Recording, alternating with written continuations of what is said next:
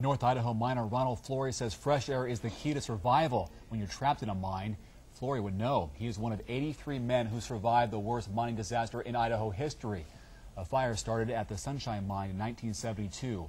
91 men died. 81 were rescued the same day the fire started, but Flory and his partner were trapped in the mine for more than a week.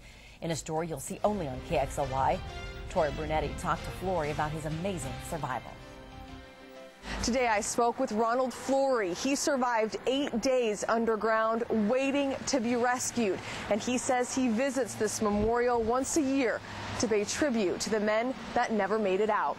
It's a dirty, thankless job. Ronald Flory says his father worked in a mine. He worked in a mine, and so does his son. It gets in your blood. When the fire started in the Sunshine Mine, Flory was 11 floors below where the fire started. Carbon monoxide and smoke quickly descended from floor to floor. They didn't realize it, but they were pumping smoke into the mine instead of fresh air. Flory says his partner passed out. He carried him deeper into the mine, away from the smoke. They would be the only two on that floor to make it out of the poison. They just fell over, just kind of like pickup sticks. For 8 days, Flory and his partner waited in a hot, dark tunnel.